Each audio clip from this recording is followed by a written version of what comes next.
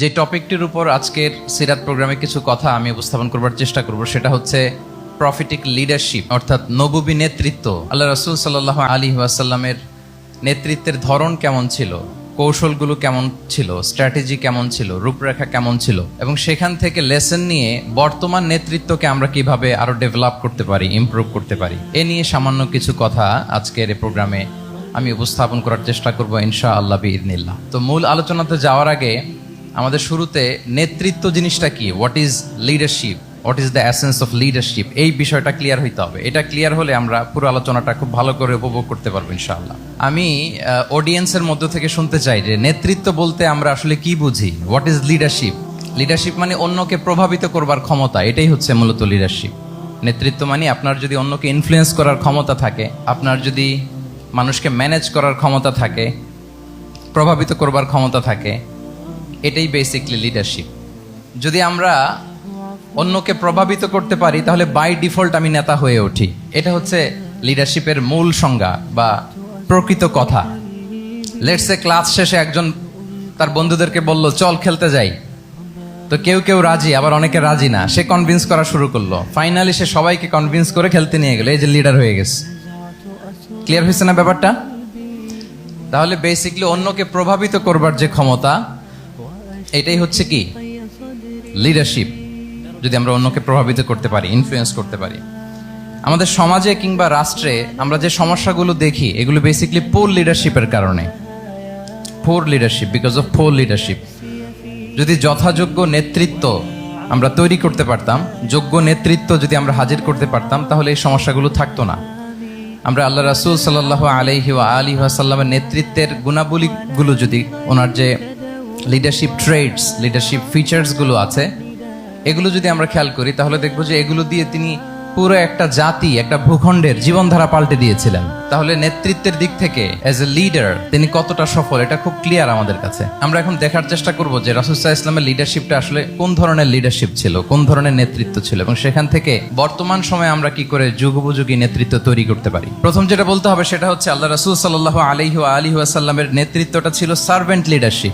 Servant leadership মানে হচ্ছে কাজের মধ্য দিয়ে নেতা হওয়া। বেসিক্যালি আপনি যখন মানুষের কাজে লাগবেন বা কাজে আসবেন, তখনই আপনি নেতা। যদি আপনাকে সমাজে কোনো কাজে না লাগে, সমাজে যদি আপনি রেলেভেন্ট হতে না পারেন, কাউকে সাপোর্ট করতে না পারেন, গাইড করতে না পারেন, তাহলে তো নেতা হয়ে ওঠা আপনার পক্ষে সম্ভব হবে না। তাহলে যদি কাজে লাগা যায় মানুষের, আপনি যদি কাজে লাগেন, আপনি যদি মানুষের উপকারে আসেন, তাহলে by default you are a leader. If you are society oriented, if you are people oriented, if you are service oriented, by default you are a leader. আমরা যদি আল্লাহ রাসূল সাল্লাল্লাহু আলাইহি ওয়া আলিহি ওয়াসাল্লামের জীবনের দিকে একটু খেয়াল করি, তাহলে দেখবো যে নবী হওয়ার আগেও কিন্তু আল্লাহ রাসূল সাল্লাল্লাহু আলাইহি ওয়াসাল্লামের এই ক্যারেক্টারিস্টিক্স গুলো ছিল, এই ফিচার গুলো ছিল। উনি মানুষের অনেক কাজে এসেছেন, তিনি মানুষকে সাপোর্ট করতেন, বিপদে তাদের পাশে দাঁড়াতেন, তাই না? তিনি তো অফিসিয়ালি 40 বছর বয়সে নবী হলেন, যদিও আল্লাহর এলেমে তিনি অনেক আগে থেকেই নবী। কিন্তু দুনিয়াতে আল্লাহ রাসূল সাল্লাল্লাহু আলাইহি ওয়াসাল্লাম যখন 40 বছর বয়সে উপনীত হলেন, তখনই তো হেরা গুহায় নাজিল হলো ইকরা বিসমি রাব্বিকাল্লাযী খালাক, read in the name of your Lord who has created. এই যে 5টা আয়াত নাজিল হলো, উনি নিয়ে আসলেন, কাঁপতে লাগলেন। খাদিজা রাদিয়াল্লাহু তাআলা আনহার কাছে বললেন যে মনে হয় আমি মারা যাব, আমাকে কম্বল চাপা দাও, আমার ভয় লাগছে, আমি কাঁপছি। তখন খাদিজা রাদিয়াল্লাহু তাআলা আনহা ওনাকে আশ্বস্ত করলেন, ওয়াল্লাহি লা ইউখজিকাল্লাহু আবাদা, আপনি ভয় পাবেন না, আল্লাহ আপনাকে অপদস্থ করবেন না। ইন্নাকা লা তাসিলুর রাহিমা ওয়া তাসদুকুল হাদিসা, নিশ্চয় আপনি আত্মীয়তার সম্পর্ককে বজায় রাখেন, আপনি সবসময় সত্য কথা বলেন। ওয়া তাহমিলুল কাল্লা, আপনি মানুষের বোঝা বয়ে দেন। ওয়া তাকসিবুল মা'দুমা, যার উপার্জন করার কোনো সক্ষমতা নেই তার জন্য আপনি উপার্জন করেন, তাকে আপনি ফিনান্সিয়াল সাপোর্ট করেন। ওয়া তাকরিউদ দাইফা, আপনি মেহমানকে খাওয়ান। ওয়া তুঈনু আলা নাওয়াইবিল হক, সত্য যেখানে বিপন্ন সেখানে আপনি সত্যের বীর সেনানী হয়ে দাঁড়িয়ে যান। তো এই ফিচার যাদের মধ্যে থাকে, এমন ব্যক্তিত্বকে আল্লাহ তাআলা কখনোই অপমান করতে পারেন না। আপনি চিন্তিত হবেন না, ডোন্ট ওয়ারি অ্যাবাউট ইট, কোনো ভয় নাই, কোনো চিন্তা নাই, আপনি আশ্বস্ত হন। তাহলে দেখেন, এই যে 6টা গুণের কথা খাদিজা রাদিয়াল্লাহু তাআলা আনহা বললেন, এগুলো কিন্তু রাসূল সাল্লাল্লাহু আলাইহি ওয়াসাল্লাম নবী হওয়ার আগের গুণ। অর্থাৎ 40 বছর বয়সে তিনি উপনীত হওয়ার আগেই ওনার এই অভ্যেস ছিল যে উনি অন্যের বোঝা বইয়ে দিতে হেল্প করতেন, মানুষকে সাপোর্ট করতেন। যার উপার্জন করার সুযোগ নাই, ক্ষমতা নাই, তাকে তিনি উপার্জন করে দিতেন, মানে তাকে ফিনান্সিয়ালি সাপোর্ট করতেন, মেহমান খাওয়াতেন। তার মানে নবী হওয়ার আগেই উনি জনকল্যাণমূলক কাজে নিজেকে সম্পৃক্ত রেখেছেন। মানুষকে তিনি সাপোর্ট করতেন, মানুষকে হেল্প করতেন, উনি মানুষের কাজে লাগতেন। আর যে মানুষের কাজে লাগে, মানুষের উপকারে আসে, জনকল্যাণমূলক কাজে নিজেকে সম্পৃক্ত রাখে, বাই ডিফল্ট সে নেতা, বাই ডিফল্ট সে কি নেতা হয়ে যায়। তাহলে to serve before to lead, নেতৃত্ব এটা আসলে পজিশনের সাথে সম্পৃক্ত না, ইটস অল অ্যাবাউট ইনফ্লুয়েন্স। আপনার বাবা নেতা ছিল, আপনি ছেলে, তো আপনি নেতা, এটাকে নেতৃত্ব বলে না। আপনি যদি মানুষকে প্রভাবিত করবার ক্ষমতা হাসিল করেন, মানুষের কাজে আসেন, আপনাকে যদি সমাজে কাজে লাগে, আপনি মানুষকে সাপোর্ট করেন, তখন আপনি নেতা হয়ে ওঠেন। তাহলে রাসূল সাল্লাল্লাহু আলাইহি ওয়াসাল্লামের লিডারশিপটা যদি বুঝতে হয়, প্রথম কথা হচ্ছে ওনার লিডারশিপের প্যাটার্নটা ছিল সার্ভেন্ট লিডারশিপ, মানে সার্ভিস দেওয়ার মধ্য দিয়ে উনি নেতা বনে গেছেন। নবী হওয়ার আগেই ওনার মধ্যে এই ট্রেড ছিল, উনি মানুষকে সার্ভিস দিতেন। আরবিতেও একটা কথা আছে, সাইয়্যিদুল কওমি খাদিমুহুম, মানে যিনি সমাজের নেতা তিনি হবে সমাজের সবচেয়ে বড় খাদেম। যিনি নেতা হবেন তিনি সমাজের সবচেয়ে বড় কি হবেন? খাদেম হবেন। আমি টোটাল 12টা পয়েন্ট আলোচনা করবার চেষ্টা করবো ইনশাআল্লাহ। প্রথম পয়েন্টটা হচ্ছে সার্ভেন্ট লিডারশিপ, মানে to serve before to lead. নেতা হওয়ার আগে খাদেম হইতে হবে। কি হইতে হবে? খাদেম হইতে পারলে আপনি বাই ডিফল্ট নেতা। তাহলে আল্লাহ রাসূল সাল্লাল্লাহু আলাইহি ওয়া আলিহি ওয়াসাল্লামের নেতৃত্বের প্রথম কথা হচ্ছে ওনার লিডারশিপ প্যাটার্নটা ছিল সার্ভেন্ট লিডারশিপ। এটা হচ্ছে নাম্বার 1। 2 নাম্বার কথা হচ্ছে নেতৃত্বের জন্য যেটা লাগে সেটা হচ্ছে কম্পিটেন্স। কিছু কম্পিটেন্স লাগে, এর মধ্যে অন্যতম কম্পিটেন্স হচ্ছে এলোকোয়েন্স, বাগ্মিতা, বক্তব্যের পারঙ্গমতা। এটা লাগে, মানে যিনি নেতা হবেন তিনি কথা বলতে জানতে হবে, কথা বলতে পারতে হবে। এবার বলেন তো, আল্লাহ রাসূল সাল্লাল্লাহু আলাইহি ওয়াসাল্লামের এই কোয়ালিটিটা ছিল কি ছিল না? অসাধারণ কমিউনিকেশন স্কিল ছিল আল্লাহ রাসূল সাল্লাল্লাহু আলাইহি ওয়াসাল্লাম। এবং ওনার পাবলিক স্পিকিং এর যে কি দক্ষতা, আমরা ওনার বিভিন্ন বক্তব্যে, ওনার জুমার খুতবায়, ওনার বিভিন্ন আলোচনায়, বক্তব্যগুলো থেকে আমরা বুঝতে পারি। তাহলে নেতা হইতে হলে তার এলোকোয়েন্স লাগে, বাগ্মিতা লাগে। একজন মানুষ সর্বপ্রথম কোন জিনিসের প্রেমে পড়ে জানেন? কথার প্রেমে পড়ে। কিসের? কথার প্রেমে পড়ে। কথার ধরন, কণ্ঠস্বর, তার অ্যাটিটিউড, তার শব্দের জাদু, এটা মানুষের হৃদয়কে জয় করে ফেলে। আল্লাহ রাসূল সাল্লাল্লাহু আলাইহি ওয়াসাল্লাম তিনি নিজেও বলেছেন, ওয়া ইন্না মিনাল বায়ানি লা সিহরা, কিছু কিছু বক্তব্যের মধ্যে জাদু আছে। তো রাসূল সাল্লাল্লাহু আলাইহি ওয়াসাল্লামের এই এলোকোয়েন্স ছিল, এলোকোয়েন্স। তিনি বলতেন, উতিতু জাওয়ামিউল কালিম, আল্লাহ তাআলা আমাকে সর্বমর্ম বাচন ভঙ্গির অধিকারী করেছেন। মানে উনি যেটা বলতেন এটা ছিল very precise in wording but comprehensive in meaning. এটার যে দোতনা, এটার যে appeal to the heart of the people, to the heart of the listener, এটা অসাধারণ, মানুষের হৃদয়কে জয় করে ফেলতো। আল্লাহু আকবার। তাহলে নেতা হইতে হইলে তার কমিউনিকেশন স্কিল লাগবে। কি বলেন? লাগবে। এখন নেতা আসছে, উনি বক্তব্য করতে পারতেছে না, তাহলে কি নেতা হইতে পারবে?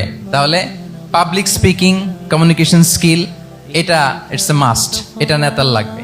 যেমনটি রাসূলুল্লাহ সাল্লাল্লাহু আলাইহি ওয়াসাল্লামের ছিল, উনি সর্বমর্ম বাচন ভঙ্গির অধিকারী ছিলেন। বলতেন কম, কিন্তু এটার অ্যাপিল ছিল অনেক বেশি, এটার ব্যাখ্যা হয়ে যেত অনেক। রাসূল সাল্লাল্লাহু আলাইহি ওয়াসাল্লামের সবচাইতে বড় ভাষণটি ছিল বিদায় হজের ভাষণ, খুব সম্ভবত। ওই ভাষণের টেক্সটগুলোকে যদি একসাথে করা হয়, আমার মনে হয় 10 মিনিটের বেশি লাগবে না ওই টেক্সটগুলো পড়তে। তার মানে সবচাইতে বড় যে ভাষণ ওনার, ওটা কত ছিল? 10 থেকে 12 মিনিটের ভাষণ ছিল। আমরা তো ঘন্টার পর ঘন্টা বক্তব্য করি, তারপরেও তো আমরা মানুষের মনকে খুশি করতে পারি না। উনি সেই যে 1400 বছর আগে 10 মিনিটের একটা ছোট্ট ভাষণ দিলেন, গোটা বিশ্ব আজও হাবুডুবু খায় ওই ভাষণের ভেতর। ঠিক কিনা বলেন? তাহলে উতিতু জাওয়ামিউল কালিম, আমি সর্বমর্ম বাচনভঙ্গির অধিকারী। সুবহানাল্লাহ, ভেরি প্রেসাইজ এন্ড ক্লিয়ার। কতটা প্রেসাইজ এন্ড ক্লিয়ার ছিল রাসূল সাল্লাল্লাহু আলাইহি ওয়াসাল্লামের বক্তব্য? আম্মা জান আয়েশা রাদিয়াল্লাহু তাআলা আনহা বলেন, লাউ আদ্দাহুল আদু লা আহসাহু, তিনি যখন বক্তব্য করতেন, কেউ যদি চাইতো যে দেখি কয়টা শব্দ বললেন বক্তব্যে, কয়টা বাক্য বললেন, চাইলে মুহূর্তে গুনে ফেলা যেত সেটা। এত প্রেসাইজ এন্ড ক্লিয়ার বক্তব্য ছিল যে তিনি কয়টা বাক্য ব্যবহার করেছেন, কয়টা শব্দ ইউজ করেছেন এই বক্তব্যে, চাইলে যে কেউ গুনে ফেলতে পারত। এবং তিনি খুবই শুদ্ধ আরবিতে কথা বলতেন, আফসাহুল লিসান ছিলেন। বিশুদ্ধ ভাষায় কথা বলতে পারা এটা অনেক জরুরি। রাসূল সাল্লাল্লাহু আলাইহি ওয়াসাল্লাম অত্যন্ত বিশুদ্ধ আরবিতে কথা বলতেন, এবং বিশুদ্ধ আরবি জানাটা বা বিশুদ্ধ ভাষাটা এত জরুরি যে আল্লাহ তাআলা তার প্রিয় হাবিবকে এই বিশুদ্ধ ভাষা শেখানোর জন্য মায়ের বুকের দুধ খাওয়া থেকে বঞ্চিত রেখেছিলেন। আমি আবারও বলছি, বিশুদ্ধ ভাষাটা এত জরুরি যে আল্লাহ তাআলা তার প্রিয় হাবিবকে মায়ের বুকের দুধ থেকে বঞ্চিত রেখেছেন শুধু বিশুদ্ধ ভাষার জন্য। তিনি কিন্তু মায়ের বুকের দুধ খেতে পারেন নাই। হালিমাতু সাদিয়ার সাথে সেই বনু সাদ গোত্রে চলে গিয়েছেন, সেখানে ছিলেন। হালিমাতু সাদিয়া ওনাকে দুধ খাইয়েছেন। এরপরে যখন মরুভূমির চমৎকার পরিবেশে একেবারে বিশুদ্ধ আরবি তিনি শিখেছেন, আবার শিশু মুহাম্মদ সাল্লাল্লাহু আলাইহি ওয়াসাল্লামকে তিনি তার মায়ের কাছে ফিরিয়ে দিয়েছেন। তাহলে চিন্তা করে দেখেন যে বিশুদ্ধ ভাষার জন্য মায়ের বুকের দুধকে স্যাক্রিফাইস করা হয়েছে। আল্লাহু আকবার। তাহলে আম্মা জান আয়েশা রাদিয়াল্লাহু তাআলা আনহা বলতেন, লাউ আদ্দাহুল আদ্দু লাহসাহু, চাইলে যে কেউ গুনতে পারতো যে তিনি প্রিয় নবীজি কয়টা বাক্য বললেন, কয়টা শব্দ, এত প্রিসাইজ এন্ড ক্লিয়ার ছিল। অন্য বর্ণনায় এসেছে, কানা ইয়াতাকাল্লামু বিকালামিন বাইনাহু ফাসলুন, তিনি এমন ভাবে কথা বলতেন, কথার মাঝখানে মাঝখানে পজ দিতেন। কে দিতেন? পজ দিতেন, মানে একটু থামতেন যাতে করে শ্রোতারা বুঝতে পারে।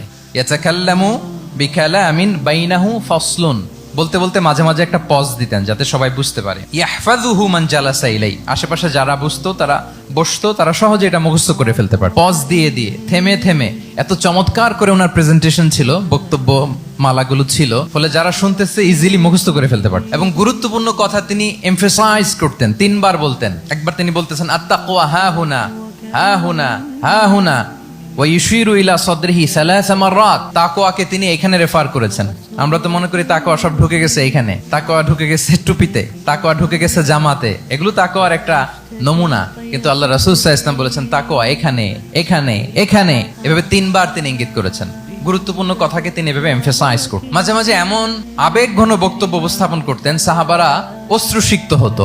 ওয়াজিলাত মিনহাল কুলুব যারাফাত মিনহাল উয়ুন, সাহাবারা বলতেন যে আমরা অশ্রুসিক্ত হতাম, আমাদের হৃদয় বিগলিত হতো। এত চমৎকার মর্মস্পর্শী বক্তব্য তিনি করতেন। এটা প্রেক্ষাপটের আলোকে। আবার যুদ্ধের ময়দানে যখন কমান্ড করতেন, তখন আলা সাউতু ওয়াশতাদ্দা গদাবু, তিনি রেগে যেতেন, উঁচু কণ্ঠে তিনি কথা বলতেন, মনে হচ্ছে একজন সেনাবাহিনীর কমান্ডার তার ব্যাটালিয়নকে কমান্ড করছেন। আল্লাহু আকবার।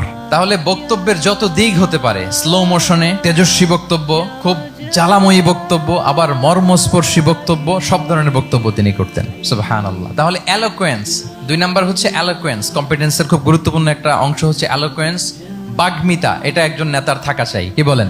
একজন নেতার এরকম বক্তব্য দিতে জানতে হবে না? আল্লাহ রাসূল সাল্লাল্লাহু আলাইহি ওয়া আলিহি ওয়াসাল্লাম তিনি ঠিক এইভাবে বক্তব্য করতেন। মাঝে মাঝে তিনি ইমোশনাল ইন্টেলিজেন্স ইউজ করতেন, মানে আবেগ অনুভূতিকে নাড়িয়ে দিয়ে শ্রোতাকে প্রভাবিত করে ফেলা। স্পিরিচুয়াল ইন্টেলিজেন্স বা ইমোশনাল ইন্টেলিজেন্স তিনি বক্তব্যের মধ্যে ব্যবহার করতেন। এমন ভাবে তিনি নসিহত করতেন, এমন ভাবে কথা বলতেন, মানুষের আবেগ অনুভূতিকে তিনি নাড়িয়ে দিতেন। আল্লাহু আকবার। ছোট্ট একটা উদাহরণ এখানে আমি হাজির করি। আপনারা হুনাইনের যুদ্ধের কথা নিশ্চয়ই শুনেছেন। কত হিজরিতে হয়েছিল? 8ম হিজরি। তার মানে মক্কা বিজয়ের ইমিডিয়েট পরেই, কয়েক সপ্তাহ পরেই তো হুনাইনের যুদ্ধ হয়েছিল। তো এই হুনাইনের যুদ্ধে অনেক ওয়ার বুটিজ মুসলমানদের করতলগত হয়েছিল, মানে অনেক গানিমাত, অনেক সম্পদ ওনারা যুদ্ধ শেষে যুদ্ধলব্ধ সম্পদ হিসেবে পেয়েছিলেন। 24,000 উট, প্রায় 40,000 ভেড়া, এত পরিমাণ গানিমত যখন রাসূল সাল্লাল্লাহু আলাইহি ওয়াসাল্লাম পেলেন, তিনি এগুলো বন্টন করতে শুরু করলেন। কিন্তু রাসূল সাল্লাল্লাহু আলাইহি ওয়াসাল্লাম তিনি বন্টন করতে যে আনসারী সাহাবীদেরকে, অর্থাৎ মদিনার যে সাহাবারা, তাদেরকে কিছুই দিলেন না, বরং তিনি মক্কার সাহাবাদেরকে দিলেন, অন্যান্য গোত্রের লোকদেরকে দিলেন, আশেপাশের সবাইকে দিলেন, কিন্তু দিলেন না কাদেরকে? আনসারী সাহাবীদেরকে। ফলে এত বিশাল ওয়ার বুটিজ, এর মধ্যে থেকে কিছুই আনসারীরা পেল না। ওনাদের মধ্যে ক্ষোভের জন্ম নিল। ক্ষোভ থেকে ওনারা সমালোচনা করতে আরম্ভ করলেন আল্লাহ রাসূল সাল্লাল্লাহু আলাইহি ওয়াসাল্লামের। এবং সমালোচনা করতে করতে এটা এমন পর্যায়ে চলে গেল, এক পর্যায়ে তারা বলতে আরম্ভ করলো যে আমরা ওনার জন্য জান দিলাম, জীবন দিলাম, আজকে উনি এত সম্পদ পেয়ে সব নিজ এলাকার লোকদের মাঝে বন্টন করে দিল, এটা কি ঠিক করলো উনি? আল্লাহ তাআলা আল্লাহর নবীকে ক্ষমা করুক। মানে কেমন যেন রাসূল একটা ভুল করে ফেলছেন, রাসূল সাল্লাল্লাহু আলাইহি ওয়াসাল্লাম ওনাদেরকে দিতে বাধ্য ছিলেন, এটা যেহেতু দেন নাই, আল্লাহ তার রাসূলকে ক্ষমা করুক, এরকম একটা কথা তারা বলে ফেললেন। এটা তো অনেক বড় কথা। আল্লাহ রাসূল সাল্লাল্লাহু আলাইহি ওয়া আলিহি ওয়াসাল্লাম যখন এই কথা শুনলেন, তখন তিনি আনসারী সাহাবীদেরকে জড়ো করে একটা গেট টুগেদার করে এমন ইমোশনালি ওনাদেরকে কাবু করলেন, ইমোশনাল ইন্টেলিজেন্স ইউজ করলেন। এখানে তারা এসেছিল ক্ষোভ নিয়ে, অসন্তোষ নিয়ে, পরে সবাই কান্না করে রাসূল সাল্লাল্লাহু আলাইহি ওয়াসাল্লামের কাছে ক্ষমা চেয়ে সেই মজলিস থেকে উঠতে বাধ্য হয়েছে। তিনি সবাইকে ডেকে বললেন, ইয়া মা'আশারাল আনসার আলাম আতিকুম দুল্লালান ফাহাদাকুমুল্লাহ ওয়া আলাতান ফাআগনাকুমুল্লাহ ওয়া আ'দাআন ফাআল্লাফাল্লাহু বাইনা কুলুবিকুম। চমৎকার চমৎকার এক্সপ্রেশন যে ওহে আনসাররা, আমি কি তোমাদেরকে পথভ্রষ্ট পাইনি, পথহারা পাইনি? আমার ওসিলায় তোমরা হেদায়েতের দেখা পেয়েছো। আমি কি তোমাদেরকে নিঃস্ব পাইনি? আমার ওসিলায় তোমরা সমৃদ্ধ হয়েছে, সম্পদশালী হয়েছে। আমি কি তোমাদেরকে যুদ্ধরত অবস্থায় পাইনি? আউস খাজরাজ তোমরা তো ফাইট করতেছিলে ইচ আদার। আমি যে তোমাদের মধ্যে সম্প্রীতি আর ভালোবাসার মেলবন্ধনে তোমাদেরকে একত্রিত করে দিলাম। আওয়াজাতুম ফি আনফুসিকুম ফি লুআআতিম মিনাদ দুনিয়া, আর দুনিয়ার সামান্য কিছু জিনিসের কারণে তোমরা মনে কষ্ট পাচ্ছ, যেটা দিয়ে আমি কিছু মুসলিমদের হৃদয়কে আকৃষ্ট করছিলাম। তাআল্লাফতু বিহা কওমান লিয়ুসলিমু ওয়া ওয়াকালতুকুম ইলা ইসলামিকুম, আমি কিছু নমুসলিমদেরকে এগুলো দিয়ে তাদের হৃদয়টাকে ইসলামের প্রতি আরো অ্যাট্রাক্টেড করতেছিলাম, আর তোমাদেরকে তোমাদের ইসলামের উপরই আমি ছেড়ে দিয়েছি। আমি জানি আমার আনসাররা তাদের হৃদয়ে যে ইসলাম আছে এটাই তাদের জন্য যথেষ্ট। আমা তারদাউনা আইয়াযহাবান নাসু বিশ-শাতি ওয়াল বাঈর ওয়া তারজিউনা বিরাসূলিল্লাহি ফি রিহালিকুম, won't you be happy that people go back to their country with sheep and camel and you go back to your country with Rasulullah? আল্লাহু আকবার। তোমরা কি এতে খুশি হবে না মানুষ উট আর ভেড়া নিয়ে তাদের এলাকায় ফিরবে আর তোমরা আল্লাহর রাসূলকে নিয়ে তোমাদের এলাকায় ফিরবে? এরকম একটার পর একটা ইমোশনালি রাসূল সাল্লাল্লাহু আলাইহি ওয়াসাল্লাম যখন আনসার সাহাবীদেরকে কাবু করতে লাগলেন, ওনারা এমন ভাবে কান্নার রোল জুড়ে দিল, এমন ভাবে অনুতপ্ত হলো, কাঁদতে শুরু করলো। পরে এরা বলতে আরম্ভ করলো, আমি তো দুই একটা বাক্য বললাম, লম্বা চূড়া মন মাতানো বক্তব্য, হৃদয় স্পর্শী বক্তব্য। তারা বললো, ইয়া রাসূলুল্লাহ, আমরা শুধু আপনাকে পেয়েই খুশি। রাসূল সাল্লাল্লাহু আলাইহি ওয়াসাল্লাম বলেন, গোটা বিশ্বের মানুষ যদি এই পথ ধরে আর আনসারীরা যদি এই পথ ধরে, আমি এই পথ ছেড়ে দিয়ে আনসারীদের পথে হাঁটবো। আল্লাহ তুমি আনসারদের ক্ষমা করো, তাদের সন্তানদের ক্ষমা করো, তাদের নাতিদেরকে ক্ষমা করো। এভাবে মর্মস্পর্শী বক্তব্য যখন ইমোশনাল ইন্টেলিজেন্স দিয়ে যখন রাসূল সাল্লাল্লাহু আলাইহি ওয়াসাল্লাম বললেন, সব আনসারী সাহাবারা কাঁদতে আরম্ভ করলেন। সবাই ফাবাকাল কওমু হাত্তা আখদালু লুহাহুম, তাদের প্রত্যেকের দাড়ি ভিজে গেল, এমন কান্না জুড়ে দিল। আল্লাহু আকবার। তাহলে এটা ছিল রাসূল সাল্লাল্লাহু আলাইহি ওয়াসাল্লামের বক্তব্যের মাধ্যমে শ্রোতাদের মাঝখানে প্রভাব সৃষ্টি করার ক্ষমতা। চিন্তা করতে পারেন, হৃদয় কেঁপে ওঠে না এই কথা শুনলে? Won't you be happy people go back to their home with sheep and camel and you take the messenger of Allah with you? মানুষ ছাগল ভেড়া নিয়ে ফিরতেছে, তোমরা তো আল্লাহর নবীকে নিয়ে ঘরে ফিরতেছো। আল্লাহু আকবার। তাহলে এই কম্পিটেন্সটা লাগে একজন নেতার, তিনি এরকম মর্মস্পর্শী বক্তব্য দিতে জানতে হবে। 3 নাম্বার হচ্ছে কম্পেশন, মানে সফট হার্টেড, দয়াদ্র হৃদয় হতে হবে। আপনি মানুষের দুঃখ যদি আপনাকে কাঁদায় তবেই আপনি নেতা। আমরা আল্লাহ রাসূল সাল্লাল্লাহু আলাইহি ওয়াসাল্লামের দিকে যদি তাকাই, ওনার তো একটা উপাধি হচ্ছে রাহমাতাল লিল আলামিন। আল্লাহ রাসূল সাল্লাল্লাহু আলাইহি ওয়াসাল্লামের উপাধি কি? ওমা আরসালনাকা ইল্লা রাহমাতাল লিল আলামিন, we have not sent you but as mercy for all the worlds. নবী হে, আপনাকে সবার জন্য আমি মার্সি করে পাঠিয়েছি, রাহমা করে পাঠিয়েছি। আপনি সবার জন্য রহমত, মানুষের জন্য, ম্যানকাইন্ড, জিনকাইন্ড, অ্যানিমালস, সবার জন্য আপনি রাহমা। রাসূল সাল্লাল্লাহু আলাইহি ওয়াসাল্লাম কতটা দয়াদ্র ছিল। আল্লাহ তাআলা অন্য আয়াতে বলছেন, ফাবিমা রাহমাতিম মিনাল্লাহি লিনতা লাহুম ওয়ালাউ কুনতা ফাযযান গালিযাল কলবি লানফাদ্দু মিন হাওলিক। নবী হে, লিনতা লাহুম, সবার জন্য আপনি সফট হার্টেড হয়েছেন আল্লাহর অনুগ্রহে। যদি আপনি সফট হার্টেড না হয়ে আপনি যদি কঠোর হৃদয়ের অধিকারী হতেন, তাহলে এখন লোকেরা যেমনি আপনাকে ঘিরে রাখে, আপনার চারিপাশে সবাই ঘিরে রাখতো না। আল্লাহু আকবার। সাহাবারা সব সময় রাসূল সাল্লাল্লাহু আলাইহি ওয়াসাল্লামের সঙ্গ পেতে চাইতো, অ্যাকম্পানি চাইতো, ঘিরে রাখ। এমনকি অনেক সাহাবী ঘরে ভালো না লাগলে রাসূল সাল্লাল্লাহু আলাইহি ওয়াসাল্লামের কাছে চলে আসতো। এমনকি অনেক সাহাবী বলতেন যে আমার পেটে ক্ষুধা লাগলেই আমি রাসূলের কাছে যেতাম, কারণ রাসূলের চেহারা দেখলে আমার পেটের ক্ষুধা উধাও হয়ে যেত। ফাবিমা রাহমাতিম মিনাল্লাহি লিনতা লাহুম। নবী হে, আল্লাহর অনুগ্রহে আপনি কোমলভাষী হয়েছেন। কোমল হৃদয়ের হওয়া, সফট হার্টেড হওয়া, দয়াদ্র চিত্তের হওয়া, এটা অন্যতম একটা লিডারশিপ ট্রেট। এত দয়াদ্র ছিলেন, আল্লাহ তাআলা বলছেন, ফালাআল্লাকা বাখিউন নাফসাকা আলা আসারিহিম ইল্লাম ইউমিনু বিহাযাল হাদীসি আসাফা। রাসূল সাল্লাল্লাহু আলাইহি ওয়াসাল্লাম বারবার মক্কার কুরাইশদের কাছে যেত, বারবার কাফিরদের কাছে যেত, যেন তারা ঈমান আনে, যেন তারা খারাপ রাস্তা ছেড়ে দিয়ে ভালো রাস্তায় আসে। বারবার চিন্তা করতো যে ইস, কেন তারা লা ইলাহা পড়ে না, কেন তারা সত্যের পথে ফিরে আসে না। হায় রে, একটুর জন্য তো তারা সামান্য আমার কথাটা শুনলেই তো বেঁচে যেত, ইস একটু আমার কথা মানলেই তো জাহান্নাম থেকে বেঁচে যেত। এরকম অস্থির হয়ে তাদের পেছনে ছুটতেন। আল্লাহ তাআলা বলেছেন, নবী হে, আপনি ওদের পেছনে ছুটতে ছুটতে আপনি তো নিজেকেই শেষ করে দিবেন। বাখিউন নাফসাক, আপনি তো নিজের দিকে খেয়াল করছেন না, নিজের শরীরের দিকে খেয়াল করছেন না, নিজের স্বাস্থ্যের দিকে, সময়ের দিকে। আপনি পাগল পাড়া হয়ে তাদেরকে বাঁচানোর জন্য ছুটছেন। তাহলে কতটা দয়াদ্র কোমল হৃদয়ের অধিকারী হলে যে কাফেররা রাসূল সাল্লাল্লাহু আলাইহি ওয়াসাল্লামকে ফিজিক্যালি, মেন্টালি এমন কোনো টর্চার নেই, করে নাই, তাদের পিছনে পিছনে ছুটতেন তিনি। হায় রে, একটু যদি ইমানের রাস্তায় আনা যায়, কোনোভাবে যদি তাদেরকে বুঝিয়ে কনভিন্স করা যায়, তাহলে কম্প্যাশনেট, দয়ালু হওয়া, এটা নেতৃত্বের অন্যতম একটা গুণ। আপনার হৃদয়ে দয়া থাকতে হবে, মায়া থাকতে হবে সবার জন্য, কারণ নেতা তিনি তো সবার। লেটস সে বাংলাদেশের যিনি প্রধানমন্ত্রী হবেন, আরো রেলেভেন্ট হয়ে যাচ্ছে এখন কথা, সামনে তো নির্বাচন আসতেছে, সো কেউ না কেউ তো প্রধানমন্ত্রী হবে। তো উনি যখন প্রধানমন্ত্রী হবে ধরেন, উনি কি শুধু ওনার দলের প্রধানমন্ত্রী হবেন? তাহলে উনি 18 কোটি মানুষের প্রধানমন্ত্রী হবেন, ঠিক কিনা বলেন? তাহলে সবার জন্য ওনার হৃদয়ে দয়া ভালোবাসা এটা থাকার দরকার আছে না নাই? তিনি সবার প্রতি কোমল হৃদয়ের হইতে হবে, দয়াদ্র হইতে হবে। প্রধানমন্ত্রী উনি শুধু নিজ দলের প্রধানমন্ত্রী নন, 18 কোটি মানুষের প্রধানমন্ত্রী। তাহলে সফট হার্টেড হইতে হবে। রাসূল সাল্লাল্লাহু আলাইহি ওয়াসাল্লামের মধ্যে এটা ছিল। সবসময় তিনি মাজলুমদের পাশে থাকতেন। আপনারা হিলফুল ফুজুলের কথা জানেন। ওনার বয়স যখন 35, ইয়ামানের এক ব্যবসায়ী আসছিল মক্কায় ব্যবসা করতে। পণ্য বিক্রির পরে আস ইবনে ওয়াইল নামে এক দুষ্ট জালেম, সে পণ্য নিয়ে বলে, আমরা এই এলাকার লোক, আমরা দাম দিব না, কি করতে পারো করো। এই লোক কান্না জুড়ে দিল। তার কান্না দেখে রাসূল সাল্লাল্লাহু আলাইহি ওয়াসাল্লামের হৃদয়ে দয়া হলো।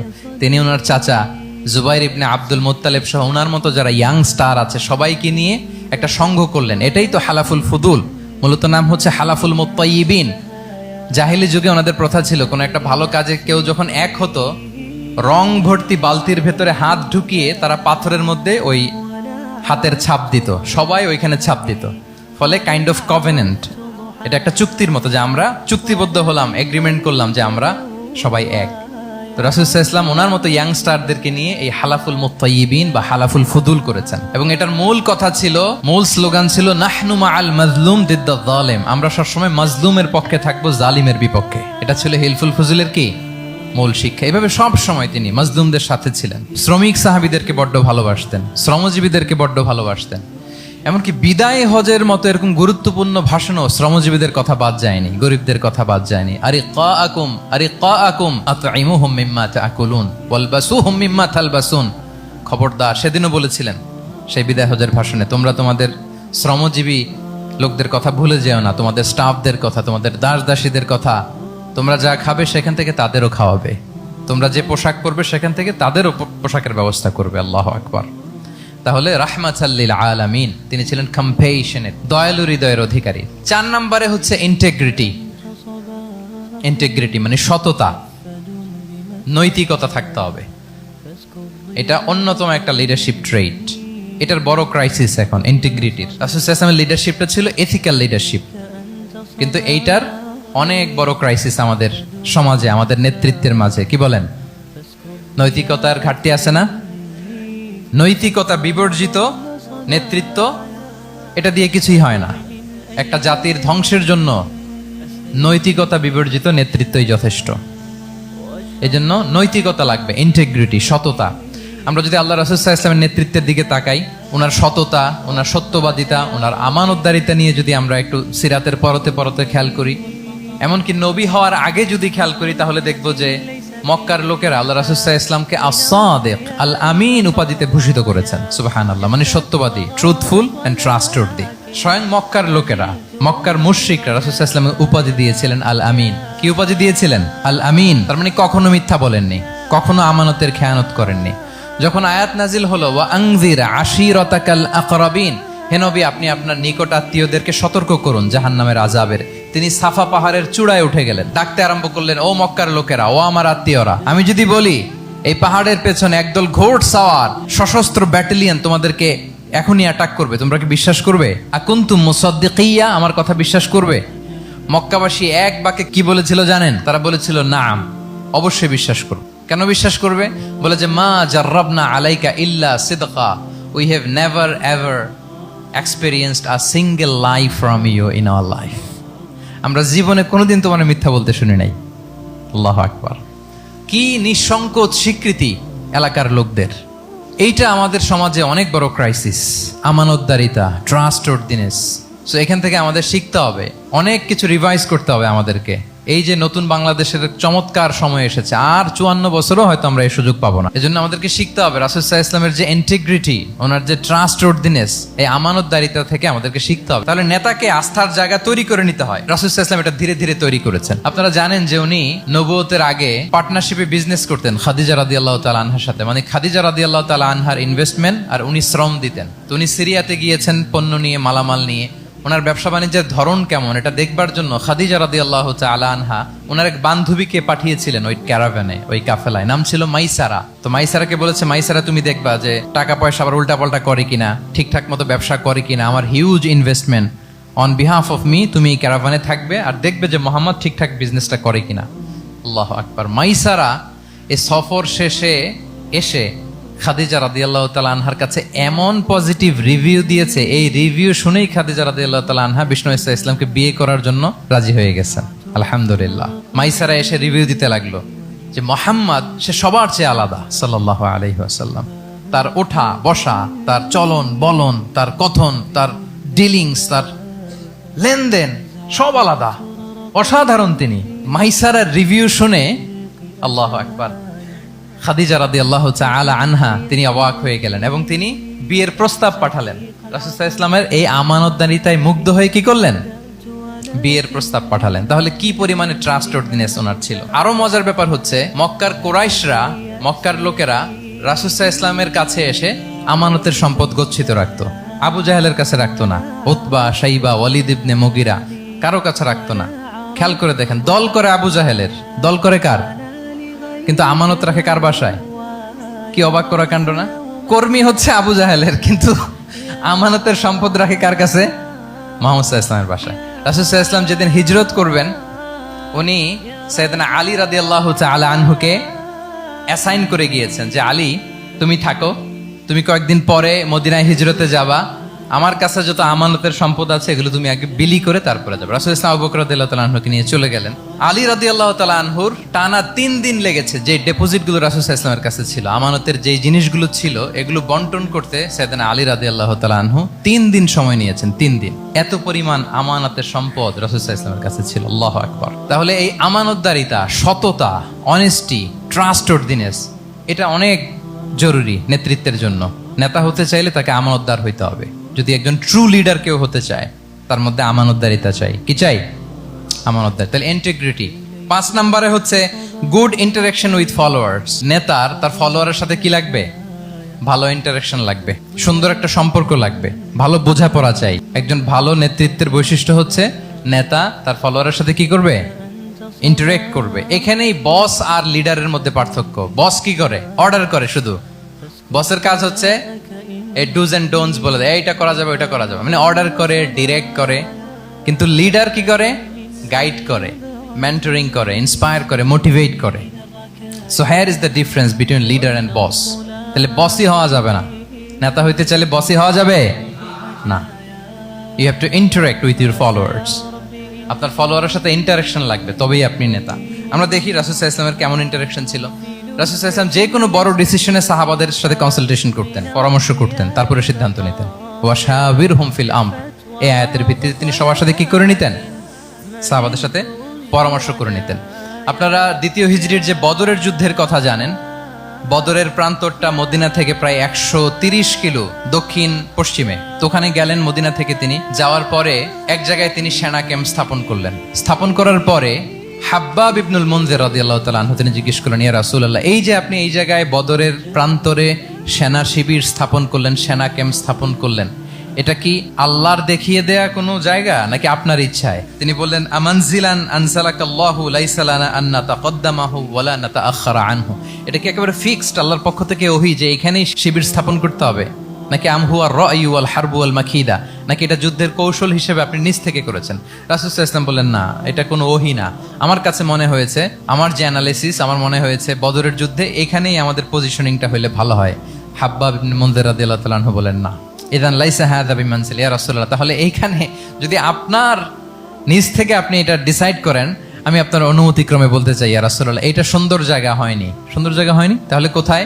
হাব্বাব বললেন, ওইখানে, ওই যে বদরের একটা কুয়া আছে, এখানে পানির সোর্স আছে। আমরা যদি ওইখানে একটা ব্লকেট দিয়ে দাঁড়াতে পারি, তাহলে কুরাইশরা এসে আর পানি খেতে পারবে না। ওরা পানি না খেয়েই মরবে, যুদ্ধেও মরবে, পানির অভাবেও মরবে। আল্লাহু আকবার। এক মুহূর্ত দেরি করলেন না রাসূল সাল্লাল্লাহু আলাইহি ওয়াসাল্লাম। এই অপিনিয়ন পাওয়ার সাথে সাথেই বললেন, এই সেনা ক্যাম্প এখান থেকে উঠে হাব্বাব যেখানে বলেছে ওইখানে যে সেনা শিবির স্থাপন করো। 1 সেকেন্ডও দেরি করেন নাই। তাহলে কোনো ইগোইস্টিক ঝামেলা ছিল না। ভেরি অ্যাকোমোডেটিভ ছিলেন রাসূল সাল্লাল্লাহু আলাইহি ওয়াসাল্লাম। আমরা অনেক সময় নতুন কোনো কথা শুনলে, কোনো রিফর্ম শুনলে, শ্রোতাদের মধ্যে থেকে কিছু একটা শুনলে আটকে উঠি, চেঞ্জ করতে চাই না, রিজিড হয়ে থাকে। এই রিজিডিটি রাসূল সাল্লাল্লাহু আলাইহি ওয়াসাল্লামের মধ্যে ছিল না। ভেরি অ্যাকোমোডেটিভ ছিলেন, ইজিলি ওপেন আপ করতে পারতেন। মুহূর্তেই বলেন, ঠিক আছে, আমি যেখানে করেছি আসলে ঠিক হয় না। হাব্বাব যেখানে বলেছে সবাই ওখানে যে সেনা ক্যাম্প স্থাপন করো। আল্লাহু আকবার। উনি চাইলে বলতে পারতেন, এই হাব্বাব, তুমি কি আমার চেয়ে বেশি বুঝো? আমি তো নবী, তুমি আমার উম্মাহ, আমার কাছে ওহী আসে, কোন ধরনের আর্গুমেন্টে না যে সরাসরি রাসূল সাল্লাল্লাহু আলাইহি ওয়াসাল্লাম এটাকে মেনে নিলেন। আল্লাহু আকবার। তাহলে এই যে ইন্টারঅ্যাকশন দেখেন, কত চমৎকার ইন্টারঅ্যাকশন ছিল সাহাবীদের সাথে রাসূলুল্লাহ সাল্লাল্লাহু আলাইহি ওয়া আলিহি ওয়াসাল্লাম। তাহলে good interaction with your followers, এটা জরুরি। আমরা যদি খন্দকের ঘটনা দেখি, খন্দকের যে পরীক্ষা খনন করা হয়েছিল, এটা কিন্তু কোনো মদিনার বা মক্কার কোনো আরাবিয়ান সাহাবাদের কাছ থেকে এই পরামর্শ আসেনি। এসেছে কার কাছ থেকে? সালমান আল ফারিসি। বাড়ি কই? সেই ইরান, ইয়ামান না, ইরানে। হি ওয়াজ পার্সিয়ান, উনি ইরান থেকে আসছে। তাহলে ইজিলি তিনি সাহাবীদের কাছ থেকে চমৎকার অপিনিয়ন আসলে সেটাকে পিক করতেন এবং তাদের সাথে চমৎকার ইন্টারেকশন ছিল। সাহাবীদের সাথে, ফলোয়ারদের সাথে ওনার কতটা গভীর ইন্টারেকশন ছিল, ছোট্ট একটা হাদিস বলে, হাদিসটা সহিহ মুসনাদে আহমদ ইবনে হাম্বলে এসেছে। আমি এই পয়েন্টটা শেষ করছি। রাসূল সাল্লাল্লাহু আলাইহি ওয়াসাল্লামের যুগে এক সাহাবী ছিল, তার নাম ছিল জাহির ইবনে হারাম আল আশজাঈ। জাহির সাহাবীর নাম কি? সবাই বলুন, কি নাম? জাহির রাদিয়াল্লাহু তাআলা। উনি মদিনায় থাকতেন না, উনি মরুপল্লীতে থাকতেন, মানে বেদুইন ছিলেন। আর মদিনা তো শহর, সিটি, উনি সিটিতে থাকতেন না, উনি থাকতেন মরুপল্লীতে। ওখানে তিনি অর্গানিক ফলমূল শাকসবজি চাষ করতেন। রাসূল সাল্লাল্লাহু আলাইহি ওয়াসাল্লাম ওনার এই অর্গানিক ফলমূল আর শাকসবজি খুব পছন্দ করতেন। ফলে উনি প্রায় সেই মরুপল্লী থেকে রাসূল সাল্লাল্লাহু আলাইহি ওয়াসাল্লামের জন্য অর্গানিক ফ্রেশ ফ্রুট আর শাকসবজি মদিনায় নিয়ে আসতেন এবং এগুলো ফ্রিতে দিতেন রাসূল সাল্লাল্লাহু আলাইহি ওয়াসাল্লামকে অ্যাজ এ গিফট। উপহার হিসেবে রাসূল সাল্লাল্লাহু আলাইহি ওয়াসাল্লামকে মরুপল্লী থেকে চাষ করে আনা ফলমূল শাকসবজি দিতেন। আর কিছু শাকসবজি ফলমূল তিনি মদিনার বাজারে বিক্রি করতেন। তো একবার তিনি এসে রাসূল সাল্লাল্লাহু আলাইহি ওয়াসাল্লামকে অর্গানিক এই ফ্রুটগুলো দিয়ে বাকিগুলো মদিনার বাজারে বিক্রি করতেছেন। রাসূলুল্লাহ সাল্লাল্লাহু আলাইহি ওয়া আলিহি ওয়াসাল্লাম বাজার ভ্রমণে গেলেন, যে দেখে ওই তো জাহির, উনি আবার কানা রাজুলান দামিমান, একটু কুৎসিত দেখতে, একটু খাটো কুৎসিত শ্যামবর্ণের ছিলেন। তো ওনাকে দেখেই রাসূল সাল্লাল্লাহু আলাইহি ওয়াসাল্লাম পিছন থেকে এরকম ঝাপটে ধরলেন। উনি তো দেখতে পারতেছেন না কে ধরলো। উনি বলে, মান হাদা আরসিলনি, এই ছাড়ো ছাড়ো, কে কে, এই কোন লোক আমারে ধরলো? ছাড়ো ছাড়ো করে অস্থির। যখন পিছনে ফিরে দেখে আল্লাহ রাসূল সাল্লাল্লাহু আলাইহি ওয়াসাল্লাম, এখন আর ছাড়াছাড়ি করে না, এখন ওনার পিঠটা রাসূল সাল্লাল্লাহু আলাইহি ওয়াসাল্লামের বুক মোবারকের দিকে আরো লাগাই দিচ্ছে এইভাবে। সুবহানাল্লাহ। এতক্ষণ বলে এই কে, ছাড়ো ছাড়ো। যখন দেখে রাসূল সাল্লাল্লাহু আলাইহি ওয়াসাল্লাম এখন আর তাড়াহুড়ো করতেছে না, এখন ওনার পিঠটা রাসূল সাল্লাল্লাহু আলাইহি ওয়াসাল্লামের বুক মোবারকের সাথে আরো ঠেলে দিচ্ছে। রাসূল সাল্লাল্লাহু আলাইহি ওয়াসাল্লাম এবার মজার ছলে বললেন, মাইয়াশতারি হাযাল আব, ফান করে বলতেছেন, এই একটা দাস আছে আমার কাছে, এই লোকটারে কে কিনবে, আমি বেচবো।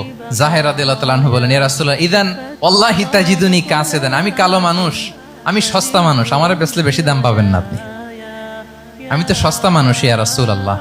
রাসূল সাল্লাল্লাহু আলাইহি ওয়াসাল্লাম বললেন, আনতা লাস্তা ইনদাল্লাহি কাসিদ ইয়া জাহির, হে জাহির তুমি আল্লাহর কাছে সস্তা নও, আনতা ইনদাল্লাহি গালি, তুমি আল্লাহর কাছে বড্ড দামি। তোমার স্কিন ব্রাইট কালার না, তুমি কুৎসিত, তুমি দুনিয়াতে সস্তা হতে পারো কিন্তু আমার আল্লাহর দরবারে তুমি কভু সস্তা নও।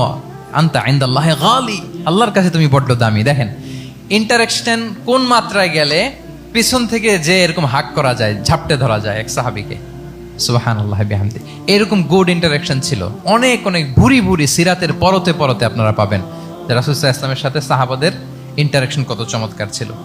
6 নম্বরে হচ্ছে কারেজ, সাহসিকতা। নেতা হইতে হইলে সাহস লাগবে না? নেতারে বাঁচানোর জন্য কর্মীরা দৌড়াইতেছে সামনে, নেতা যদি ছোটে পেছনে, তাহলে হবে? তাহলে তো তাকে নেতা বলা যায় না। কি বলেন? নেতার তো হি শুড বি কারেজাস, তার সাহসী হইতে হবে, দুর্দান্ত সাহস থাকতে হবে তার। রাসূল সাল্লাল্লাহু আলাইহি ওয়াসাল্লামের এরকম দুর্দান্ত সাহস ছিল, অত্যন্ত সাহসিকতার অধিকারী তিনি ছিলেন। এবং এই লিডারশিপ ট্রেটটা খুবই জরুরি, এটাকে বলে mother skill. Courage is a mother skill, এটাই সব। এই হিম্মত লাগবে। আর রাজুলু যু হিম্মা ইউহিল উম্মা, যার হিম্মত আছে সেই জাতিকে জাগাতে পারে, ঠিক কিনা? এই যে আমাদের কাছে তো উদাহরণ একেবারে হাতের কাছেই, এই যে 5 আগস্টে, এই যে জুলাই আপরাইজিং, যদি কারেজ না থাকতো আমাদের তরুণদের, আমাদের জেনজিদের, তাহলে এই পরিবর্তন কি আমরা দেখতে পেতাম না। আমি গল্প শুনছিলাম যে এই চট্টগ্রাম বিশ্ববিদ্যালয় থেকে 2 জন শহীদ হয়েছে, আল্লাহ তাদের কবরগুলোকে তুমি জান্নাতে টুকরা বানিয়ে দাও। এই যে আমাদের তরুণরা তাজা রক্ত দিয়ে একটা চেঞ্জ এনেছে, পরিবর্তন, এটা তো কারেজ, তাদের সাহসিকতার বহিঃপ্রকাশ, ঠিক কিনা? এটা লাগবে। কেউ যদি লিড দিতে চায়, লিডার হতে চায়, তার এটা লাগবে, মাস্ট। রাসূল সাল্লাল্লাহু আলাইহি ওয়াসাল্লাম অত্যন্ত সাহসী ছিলেন। 2-1টা উদাহরণ আমরা সিরাত থেকে দেখি। একবার মদিনাতে রাত্রিবেলা বিকট একটা আওয়াজ হলো, বিকট এত আওয়াজ, সবাই ঘুম থেকে জেগে গেল। ঘুম থেকে জেগে সবাই হতভম্ব, কিরে এত আওয়াজ তো মদিনাতে কখনো শুনি না। ঘটনা কি? কেউ ঘোড়া নিয়ে, কেউ উট নিয়ে, কেউ খচ্চর নিয়ে, কেউ এমনি খালি পায়ে ছুটতে আরম্ভ করলো আওয়াজের দিকে, দেখি যাই। কোথায় কি হলো। সবাই ছুটতে ছুটতে মাঝপথে যেয়ে দেখে রাসূল সাল্লাল্লাহু আলাইহি ওয়াসাল্লাম আওয়াজ কোথায় হয়েছে, কোত্থেকে হয়েছে দেখে ফিরে আসতেছে আর বলতেছে লান তুরাউ ডোন্ট ওয়ারি, আরে ভয় নাই দেখে আসছি আমি, আল্লাহু আকবার, ভয় নাই আমি দেখে আসছি, এভরিথিং ইজ ফাইন দেয়ার, সব ঠিক আছে, যাও ফিরো মদিনায় ফিরো। সবাই ভয় পেয়ে ঘোড়া টোরা ও ঠাকিয়ে ছুটতে আরম্ভ করছে। অনেক দূর যাওয়ার পরে দেখে রাসূল সাল্লাল্লাহু আলাইহি ওয়াসাল্লাম আবু তালহা রাদিয়াল্লাহু তাআলা আনহুর একটা খুবই ক্ষিপ্ত ঘোড়া নিয়ে উনি দেখে ভিজিট করে ফিরে আসতেছেন। সুবহানাল্লাহ। তাহলে বিপদ ঘটলে নেতা থাকতে হবে কই, সামনে না পেছনে? আমাদের নেতারা থাকে কই? নাকি পেছনেও খুঁজে পাওয়া যায় না? It's a big crisis. নেতা থাকবে কোথায়? Front liner. Leader should be front liner. উনি তো লিড দিবে, নেতৃত্ব দিবে। এখন ওনারা যদি খুঁজে পাওয়া না যায় তাহলে থাকবে কিছু না। এই যে শিখতে হবে আমাদের, যেমনটা রাসূল সাল্লাল্লাহু আলাইহি ওয়াসাল্লাম করলেন। বিকট আওয়াজ, উনি আগে চলে গেছে, কাউকে না বলে দেখে টেকে চলে আসতেছে। আল্লাহু আকবার। হুনাইনের যুদ্ধে এক পর্যায়ে মুসলমানরা পর্যদুস্ত হয়ে যাচ্ছিল, আপনারা অনেকে জানেন। To make the long story short, পুরো ঘটনাটা আমি আনবো না। সাহাবারা দিক বিদিক ছুটতে আরম্ভ করলো। পাহাড়ের উপর থেকে এমন প্রবল বেগে তীর ছোড়া হচ্ছিল, সাহাবারা টিকতে পারছিলেন না, কেউ এদিকে কেউ ওদিকে। রাসূল সাল্লাল্লাহু আলাইহি ওয়াসাল্লাম এই তীর তলোয়ারকে উপেক্ষা করে সামনে যেয়ে দাঁড়ালেন ঢালের মতো, আর বললেন আনা নবিয়্যু লা কাযিব আনা ইবনু আব্দুল মুত্তালিব। এই সাহাবারা, আনা নবিয়্যু লা কাযিব, আমি সত্য নবী, আমার দিকে ফেরো, I am the grandson of Abdul Muttalib, আমি দাঁড়িয়ে আছি, ফেরো।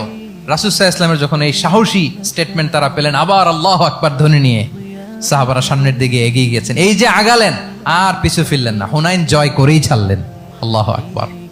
তাহলে ইতিহাসের পরতে পরতে, সিরাতের পরতে পরতে আমরা দেখবো যে রাসূল সাল্লাল্লাহু আলাইহি ওয়াসাল্লাম হি ওয়াজ এ হাইলি কারেজাস, অনেক সাহসী একজন ব্যক্তিত্ব ছিলেন, অত্যন্ত সাহসী পুরুষ ছিলেন।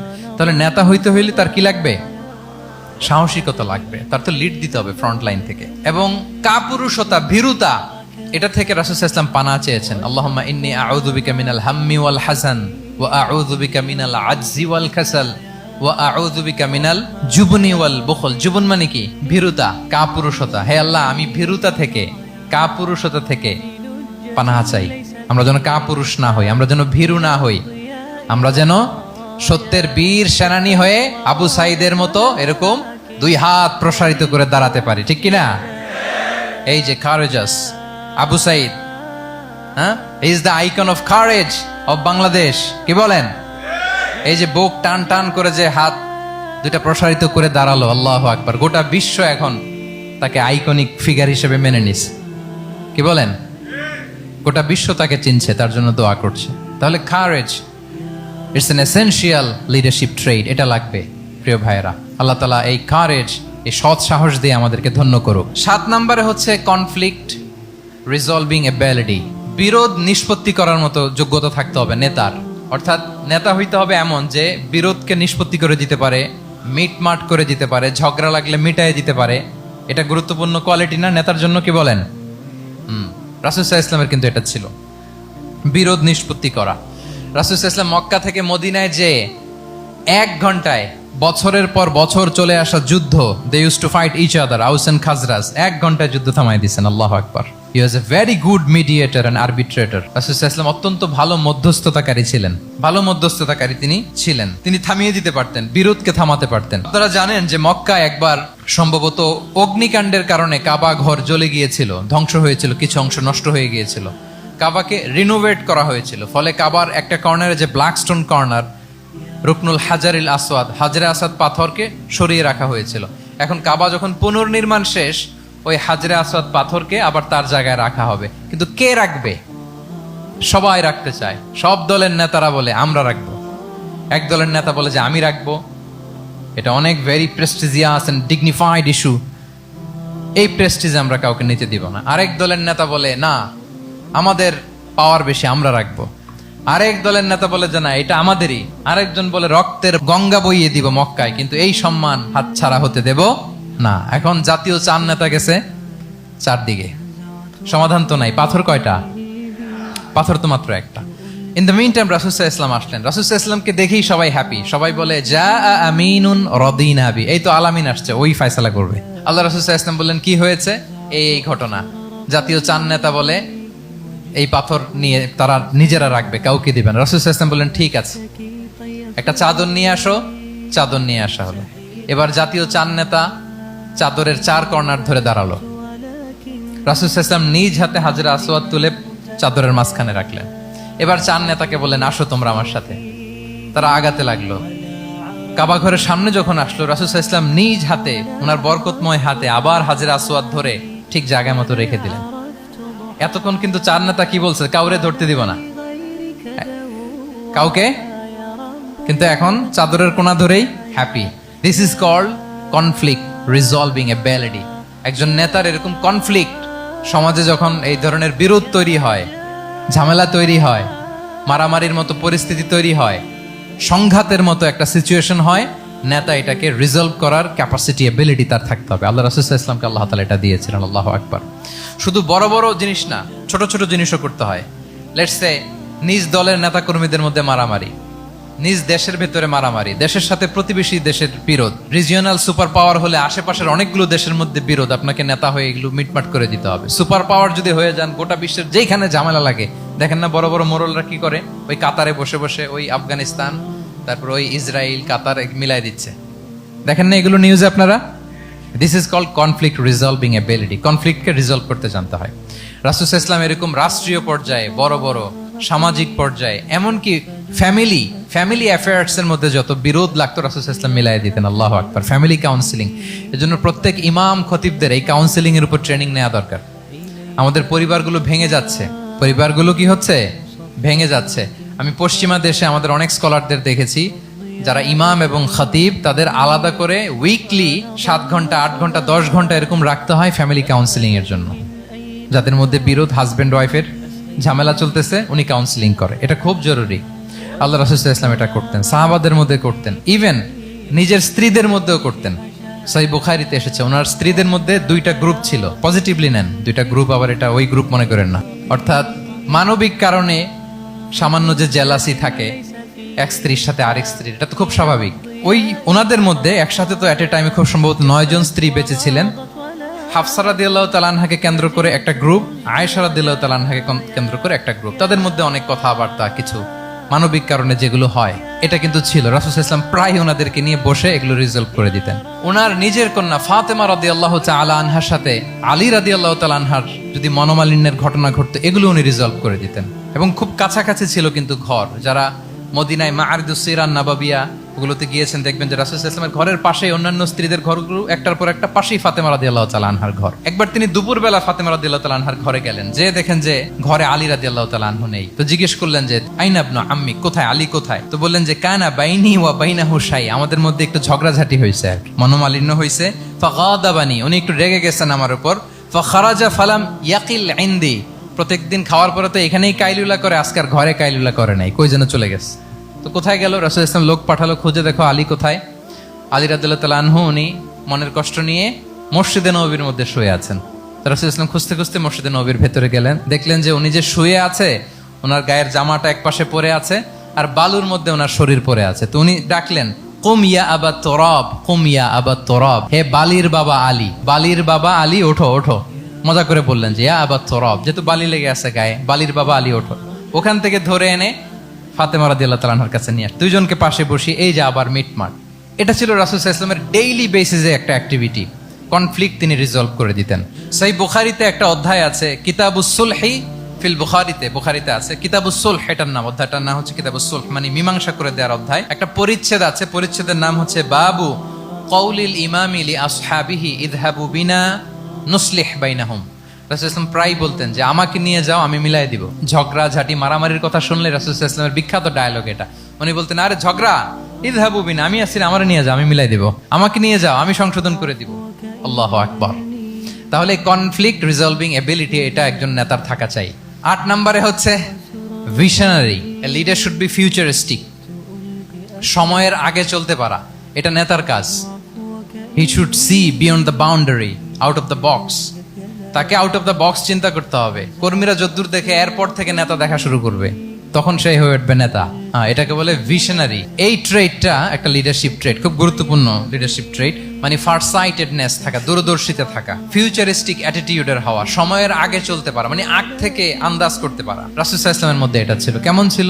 ওনার দুই একটা উক্তি আমি কয়েকটা হাদিস শেয়ার করি। তিনি বলতেন, ইন্নাল্লাহা যাওয়ালি আল আরদা ফারাআইতু মাশআরিকাহা ওয়া মাগারিবাহা ওয়া ইন্না মুলকা উম্মতি সায়াবলুগু মুলকুহা মা যুবিয়ালি মিনহা। আল্লাহ তাআলা এই পৃথিবীটাকে ফোল্ড করে ছোট রেপ্লিকা বানিয়ে আমার সামনে তুলে ধরেছেন। ফারাআইতু মাশারিকাহা ওয়া মাগারিবাহা, আমি পৃথিবীর প্রাচ্য পাশ্চাত্য সবটুকুন দেখেছি। আর আমি যদ্দূর দেখেছি ঠিক তদ্দূর জায়গায় আল্লাহ তাআলা লা ইলাহার বাণী পৌঁছে দিবে। পৃথিবীতে এমন কোনো জায়গা আছে যেখানে লা ইলাহার ধ্বনি উচ্চারিত হয় না? এমন কোনো জায়গা নেই। তার মানে ফিউচারিস্টিক, সে 1400 বছর আগের কথা, যে পৃথিবীর আনাচে কানাচে কোথাও বাকি থাকবে না, সব জায়গায় ইসলাম পৌঁছে যাবে। অন্য জায়গায় বললেন লা ইয়াবলাগান্না হাযাল আমরু মা বালাগাল লাইলু ওয়ান নাহার ওয়ালা ইয়াতরুকুল্লাহু বাইতা মাদার ওয়ালা ওয়াবার ইল্লা আদখালাহুল্লাহু হাযাদ দ্বীন। এই ইসলাম যেখানে দিন হয় রাত হয়, পৃথিবীর যেখানে দিন রাত্রি সংগঠিত হয়, সব জায়গায় পৌঁছবে। এমন কোনো কাঁচা ঘর, পাকা ঘর, কোনো জঙ্গল, কোনো পাহাড়, কোনো ভূখণ্ড, এই পৃথিবীতে কোনো এমন কোনো জনপদ থাকবে না যেখানে ইসলামের বাণী পৌঁছবে না। সব জায়গায় পৌঁছে যাবে। আল্লাহু আকবার। তাহলে এটা হচ্ছে ফিউচারিস্টিক অ্যাটিটিউডের ব্যক্তিত্ব হওয়ার কারণে তিনি এমনটি বলেছেন। আগাম বুঝে ফেলতেন। আপনারা হুদাইবিয়ার সন্ধির কথা জানেন না? হুদাইবিয়ার ট্রিটির কথা শুনেছেন না? 1400 সাহাবা গিয়েছিলেন ওমরা করতে, ওরা ওমরা করতে দিবে না, সন্ধি করো। তো কি সন্ধি? বলে যে রসুলুল্লাহ লেখা যাবে না, মুহাম্মদ রসুলুল্লাহ, নো রসুলুল্লাহ, রসুলুল্লাহ কাটো। সাহাবিরা বলে আমরা কাটতে পারবো না। রাসূল ইসলাম বললেন না না, কেটে ফেলো। কাটা হলো। এই বছর ওমরা করতে পারবো না, সাহাবারা বলে আমরা মানি না। রাসূল ইসলাম বললেন এটাও মেনে নাও। আগামী বছর আসবা ওমরা করতে, থাকতে পারবা মাত্র 3 দিন। কয়দিন? সাহাবিরা বলে অসম্ভব, এটা আমাদের ভূখণ্ড, আমরা যতদিন মনে চায় থাকবো। রাসূল ইসলাম বললেন না না, বাদশেদ না, মেনে নাও। মক্কা থেকে কোনো লোক মদিনায় গেলে আমাদেরকে মক্কায় ফেরত দিতে হবে, কিন্তু মদিনা থেকে কেউ মক্কায় আসলে আমরা ফেরত দেব না। দেখছেন ক্লজগুলো? দেখছেন একটার পর একটা সবগুলো কাফিরদের পক্ষে যায়। কোন সাহাবা রাজি হচ্ছেন না, কিন্তু আল্লাহ রাসূল সাল্লাল্লাহু আলাইহি ওয়াসাল্লাম কি বলেন? মেনে নাও, রাজি। কারণ সাহাবারা তো অতটুক দেখতে পারতেছে না। বলেন 3 তালা উপর থেকে, 3 তালা ভবন থেকে একজন মানুষ যদ্দূর দেখে, 30 তালা ভবনের উপর থেকে কি ওইরকমই দেখে? পানোরামিক ভিউ দেখে, সে অনেক বড় করে দেখে। আর 3 তালার উপর থেকেই সামান্য কিছু দেখে। রাসূল সাল্লাল্লাহু আলাইহি ওয়াসাল্লাম অনেক দূর দেখতে পাচ্ছিলেন। তিনি চিন্তা করলেন কিছু বছর যদি আমাদের মধ্যে দাঙ্গা হাঙ্গামা যুদ্ধ বন্ধ থাকে, আমরা গ্লোবালি ইসলামকে ছড়াই দিতে পারবো। শান্তভাবে মদিনাতে একটা স্ট্রং ইসলামিক কমিউনিটি আমরা তৈরি করতে পারবো। আল্লাহু আকবার। এবং তিনি দেখতে পাচ্ছিলেন ইন্না ফাতাহনা লাকা ফাতহাম মুবিনা, এই হুদাইবিয়ার এই চুক্তি, যেটা আদতে অ্যাপারেন্টলি মনে হচ্ছে সব আমাদের বিপক্ষে যায়, আসলে এইটাই আমাদেরকে ভূমি ধস জয় এনে দিবে। আল্লাহু আকবার। এবং সেটাই হয়েছে। 9 নাম্বার হচ্ছে রেজিলিয়েন্স। এটা একটা চমৎকার লিডারশিপ ট্রেট। রেজিলিয়েন্স মানে সংকট কাটিয়ে ঘুরে দাঁড়াবার সামর্থ্য, মানে যাকে কেউ থামাতে পারে না। আনস্টপেবল, আনস্টপেবল, কোনো কিছু তাকে থামাতে পারে না। লেগে থাকার মানসিকতা, টিকে থাকার মানসিকতা, সহজে হার না মানা, আবার ঘুরে দাঁড়ানো, এটার বলে রেজিলিয়েন্স। এই ক্যাপাসিটি, এই কোয়ালিটি রাসূল সাল্লাল্লাহু আলাইহি ওয়াসাল্লামের মধ্যে ছিল। হি ওয়াজ আনস্টপেবল, হ্যাভিং আনবিলিভেবল সাবর। কোনো কিছু রাসূল সাল্লাল্লাহু আলাইহি ওয়াসাল্লামকে থামাতে পারে নাই। পেরেছে? বলেন পেরেছে কেউ থামাতে? ছোটবেলা থেকে স্ট্রাগল করে একটার পর একটা স্ট্রাগল ফেস করে বড় হয়েছেন। জন্মের আগেই তো ওনার পিতাকে আল্লাহ তাআলা উঠিয়ে নিলেন। তার মানে বাবাকে নিজ চোখে এই দুনিয়াতে আমাদের প্রিয় নবীজি দেখে যান নাই। আল্লাহ রাসূল সাল্লাল্লাহু আলাইহি ওয়াসাল্লাম ওনার বাবাকে, পিতাকে দেখছেন? দেখেন নাই। ওনাদের আমেনা এবং আব্দুল্লাহ, ওনাদের সংসার ছিল মাত্র সপ্তাহখানেক, 1 সপ্তাহ সংসার। এই সপ্তাহখানেকের সংসারেই আল্লাহ তাআলা রাসূল সাল্লাল্লাহু আলাইহি ওয়াসাল্লামকে ওনার মায়ের পেটে পাঠিয়েছেন। আব্দুল্লাহ চলে গেলেন ব্যবসায়, ফিরে আসার পথে ওখানেই মারা গেলেন, ইয়াসরিবে। তার মানে জন্মের আগেই বাবাকে হারালেন, ইয়াতিম হয়ে দুনিয়াতে আসলেন। এরপরে মাকে হারালেন, এরপরে দাদাকে হারালেন, এরপরে চাচাকে হারালেন। Physically, mentally torture, emotionally traumatise করার যত ধরন আছে কাফিররা করেছে। কোনো কিছু রাসূল সাল্লাল্লাহু আলাইহি ওয়াসাল্লামকে থামাতে পেরেছে? ওনার লাইফ থ্রেট ছিল। হিজরতের রাতে তো আল্লাহ তাআলা বললেন আজই যেতে হবে, না হলে হত্যার ষড়যন্ত্র হচ্ছে, ব্ল্যাক ম্যাজিক করা হয়েছে। রাসূল সাল্লাল্লাহু আলাইহি ওয়াসাল্লাম খাসির মাংস, খাসির যে বাজুর মাংস, এটা পছন্দ করতেন। খাইবারে এক ইহুদি নারী এই খাসির মাংসের মধ্যে বিষ মিশিয়ে, পয়জন দিয়ে রাসূল সাল্লাল্লাহু আলাইহি ওয়াসাল্লামকে খাইয়েছিল হত্যার জন্য। একটার পর একটা। বলেন রাসূল সাল্লাল্লাহু আলাইহি ওয়াসাল্লামের মিশন থেকে এক চুল পরিমাণ ওনাকে পেছনে নেওয়া গিয়েছে? He was unstoppable. This is called resilience. একজন নেতার মধ্যে এই রেজিলিয়েন্ট মানসিকতা থাকতে হবে যে আমাকে কেউ থামাইতে পারবে না, আমরা আমাদের মঞ্জিলে মকসুদে যাবই, এই মেন্টালিটি হইতে হবে। এটা হচ্ছে একটা লিডারশিপ ট্রেট, রেজিলিয়েন্ট। 10 নম্বরে হচ্ছে স্ট্র্যাটেজিক লিডারশিপ। নেতার কৌশলী হতে হয়, তার যেই লক্ষ্য, মিশন, ভিশন, এটা সে সুকৌশলে আদায় করে নিবে। শুধু স্ট্র্যাটেজি নিয়ে, রাসূল সাল্লাল্লাহু আলাইহি ওয়াসাল্লামের স্ট্র্যাটেজি নিয়ে সুদীর্ঘ আলোচনা হতে পারে। আমি দুই একটা স্ট্র্যাটেজির কথা বলি, দুই একটা ওয়ার স্ট্র্যাটেজি। যুদ্ধের ময়দানে উনি কি স্ট্র্যাটেজি অবলম্বন করতেন দেখেন। উনি যুদ্ধের ডিস্ট্রাকশনকে, ক্যাজুয়ালিটি মিনিমাইজ করবার জন্য ওনার নির্দেশনা থাকতো, খবরদার কোনো নারীর গায়ে হাত তুলো না যুদ্ধের ময়দানে, শিশুর গায়ে হাত তুলো না, কোনো পাদ্রীর গায়ে হাত তুলো না, উপাসনারত যে সন্ন্যাসীরা আছে তাদের গায়ে হাত তুলো না, ওই এলাকার গবাদি পশুগুলোকে মেরো না, গাছপালা ধ্বংস করো না, যারা তোমাদের বিরুদ্ধে তলোয়ার ধরেনি তাদেরকে অ্যাটাক করো না। আল্লাহু আকবার, হোয়াট এ স্ট্র্যাটেজি! এবং যুদ্ধ চলাকালীন সময়ে সব সৈনিককে উনি এক জায়গায় মোতায়েন করতেন না, 5 ভাগে ভাগ করে নিতেন। ডান পাশে মাইমানা, বাম পাশে মাইসারা, সামনে হচ্ছে মুকাদ্দিমাতুল জাইশ, মাঝখানে কালব, পেছনে খালফ। এইভাবে 5টা ব্যাটালিয়নে ভাগ করে তারপরে তিনি যুদ্ধ পরিচালনা করতেন। What a war strategy! বদরের যুদ্ধে যখন পৌঁছলেন মদিনা থেকে 130 কিলোমিটার দূরে, দূরে আফসা দেখা যায়, মরিচিকার মধ্যে দেখা যায় ওই যে মুশরিকরা ওখানে আসছে, কিন্তু তারা কতজন এটা তো বোঝা যায় না। তো কিছু ছেলে এই মরুভূমিতে থাকে, ওদেরকে পানি সরবরাহ করে। এদেরকে রাসূল সাল্লাল্লাহু আলাইহি ওয়াসাল্লাম জিজ্ঞেস করলেন যে কুরাইশরা যে আসছে তারা সংখ্যায় কত, এটা না জানলে তো উনি ওনার ওয়ার স্ট্র্যাটেজি ঠিক করতে পারবেন না, যুদ্ধের কৌশল। তো এরা বলে নাহনু লা নাদরি, আমরা জানি না কত। এখন এটা কিভাবে তিনি বের করবেন, সংখ্যায় তারা কত, এটা তো আমাকে ফাইন্ড আউট করতে হবে। রাসূল সাল্লাল্লাহু আলাইহি ওয়াসাল্লাম বলেন যে ওরা কি খায়, বলে যে প্রতিদিন ওট জবাই করে খায়। তো রাসূল সাল্লাল্লাহু আলাইহি ওয়াসাল্লাম বলেন যে প্রতিদিন কয়টা ওট লাগে, বলে যে ইয়াউমান তিসআন ওই ইয়াউমান আশরান, 2 দিন হয়েছে আসছে, তো প্রথম দিন দেখলাম 9টা জবাই করছে, আজকে দেখছি 10টা জবাই করছে। রাসূল সাল্লাল্লাহু আলাইহি ওয়াসাল্লাম বললেন ইদান আল কওমু মা বাইনা আত-তিসআমিয়া ওয়াল আলফ, তাহলে ওরা 900 থেকে 1000 এর মধ্যে। সুবহানাল্লাহ। এবার বলেন বদরের যুদ্ধে কুরাইশদের সংখ্যা ছিল কত? আল্লাহু আকবার, হোয়াট এ ওয়ার স্ট্র্যাটেজি! নমুনা দেখে বুঝে ফেলছেন কতজন তারা। এইভাবে রাসূল সাল্লাল্লাহু আলাইহি ওয়াসাল্লাম ওনার স্ট্র্যাটেজি নির্ধারণ করতেন। লোকেশন শেয়ার করতেন না, সুবহানাল্লাহ। কোথায় যাবেন বলতেন না, চলো চলো বলে ছুটতেছেন। কোথায় যাবেন উনি জানেন। অ্যাটাক করবেন এইদিকে, ডান দিকে, অ্যাটাক করবেন কোন দিকে, কিন্তু মদিনা থেকে বের হতেন বাম দিক দিয়ে।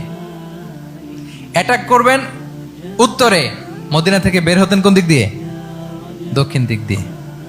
যে রাতে হিজরত করবেন মদিনা উত্তর দিকে, উনি দক্ষিণ দিকে চলে গেছেন গারে সাউরে 3 দিন থেকে আগে, ওরা যাতে বুঝতে না পারে। সুবহানাল্লাহ। এটা ছিল রাসূল সাল্লাল্লাহু আলাইহি ওয়াসাল্লামের ওয়ার স্ট্র্যাটেজি। এবং সবাই যেই পথে মক্কা থেকে মদিনা যায় উনি কিন্তু ওই পথে যাননি। ক্যারাভেনগুলো, কাফেলাগুলো যেই পথে মক্কা থেকে মদিনায় ইউজুয়াল রুট যেটা, যাননি। সাওয়াহেলি পথে, সাগরের পাশ দিয়ে স্পেশাল একজন গাইড ভাড়া করে তিনি গিয়েছেন। আল্লাহু আকবার। This is called strategy. তাহলে স্ট্র্যাটেজিক লিডারশিপ লাগবে, একজন নেতার স্ট্র্যাটেজিক প্ল্যানিং ঠিক করা লাগবে।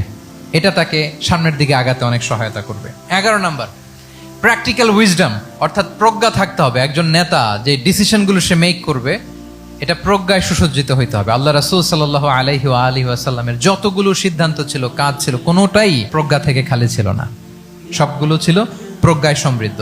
ভুরি ভুরি উদাহরণ হাজির করা যেতে পারে। আমি 2টা উদাহরণ দেই, মাক্কি জীবনের একটা উদাহরণ দিই। রাসূল সাল্লাল্লাহু আলাইহি ওয়াসাল্লাম মক্কাতে নবুয়তের 5ম বছরে যখন নও-মুসলিম সাহাবাদের উপর অত্যাচারের মাত্রা মারাত্মক বেড়ে গেল, রাসূল সাল্লাল্লাহু আলাইহি ওয়াসাল্লাম সাহাবাদেরকে হিজরতে পাঠালেন। বলেন তো কোথায় পাঠিয়েছিলেন, সবাই বলুন।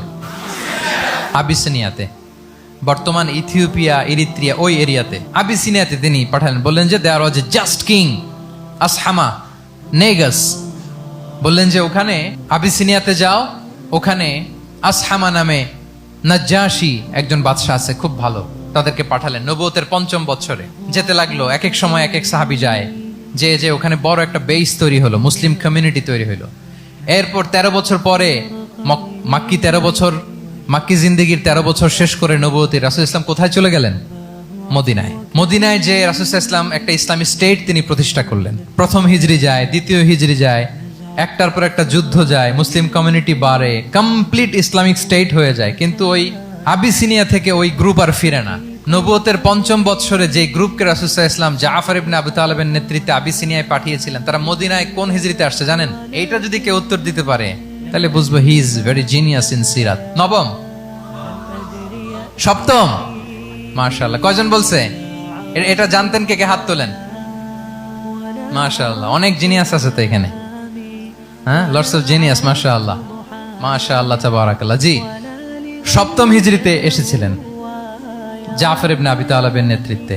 এখানে হিকমা, রাসূল সাল্লাল্লাহু আলাইহি ওয়াসাল্লামের উইজডমের ব্যাপারটা হচ্ছে, রাসূল সাল্লাল্লাহু আলাইহি ওয়াসাল্লাম আছেন মদিনাতে, একের পর এক কোরআনের আয়াত নাজিল হচ্ছে, আহকামগুলো সাহাবারা প্র্যাকটিস করতেছে, মসজিদে নববী হলো, ইসলামিক স্টেট হলো, বদরের যুদ্ধ হলো, উহুদ হলো, খন্দক হয়ে গেল, সব হয়ে যায়, কিন্তু ওনারা ফিরেন না কেন? ওনারা ফিরলেন সেই 7ম হিজরিতে খায়বার বিজয়ের পরে।